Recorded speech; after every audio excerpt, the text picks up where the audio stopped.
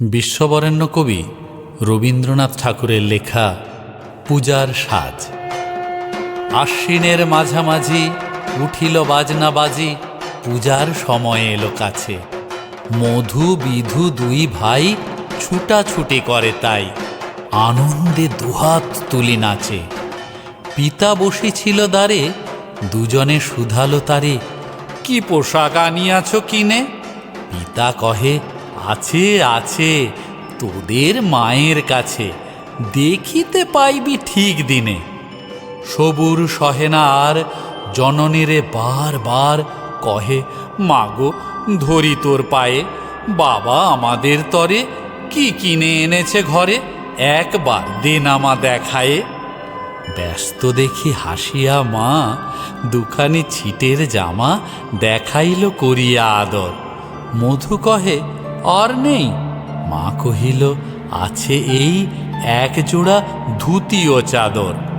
রাগিয়া আগুন ছেলে কাপড় ধুলাই ফেলে কাঁদিয়া কহিল, চাহি না মা, রায় বাবুদের গুপি পেয়েছে জরির টুপি, ফুল কাটা সাটিনের জামা। মা কহিল, মধু ছি ছি, কেন কাঁদো মিছিমিছি? গরিব যে তোমাদের বাপ, এবার হয়নি ধান, কত গেছে লোকসান, পেয়েছেন কত দুঃখ তাপ। তবু দেখো বহু ক্লেশে তোমাদের ভালোবেসে সাধ্যমতো এনেছেন কিনে। সে জিনিস অনাদরে ফেলিলি ধুলির পরে, এই শিক্ষা হলো এতদিনে।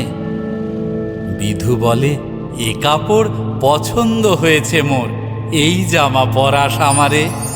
মধু শুনে আরো রেগে ঘর ছেড়ে দ্রুত বেগে গেল রায় বাবুদের দ্বারে। সেথা মেলা লোক জড়ো, রায়বাবু ব্যস্ত বড়, দালান সাজাতে গেছে রাত। মধু যবে এক কোণে দাঁড়াইল ম্লান মনে, চোখে তাঁর পড়িল হঠাৎ। কাছে ডাকি স্নেহ ভরে, কহেন করুণ স্বরে, তারে দুই বাহুতে বাঁধিয়া, কি রে মধু, হয়েছে কি তোরে যে শুকনো দেখি?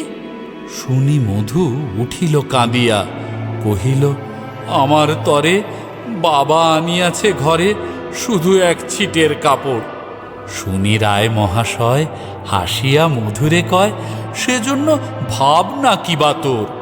ছেলেরে ডাকিয়া চুপি কহিলেন, ওরে গুপি, তোর জামা দে তুই মধুকে। গুপির সে জামা পেয়ে মধু ঘরে যায় ধে, হাসিয়ার নাহি ধরে মুখে। বুক ফুলাইয়া চলে, সবারে ডাকিয়া বলে, দেখো কাকা, দেখো চে মামা, ওই আমাদের বিধু ছিট পরিয়াছে শুধু, মোর গায়ে সাটিনের জামা। মা শুনি কহেন আসি, লাজে অশ্রু জলে ভাসি, কপালে করিয়া করাঘাত। ওই দুঃখী ওই দিন, কাহার রাখি না ঋণ, কারো কাছে পাতি নাই হাত। তুমি আমাদেরই ছেলে, ভিক্ষা লয়ে অবহেলে অহংকার করো ধে ধে।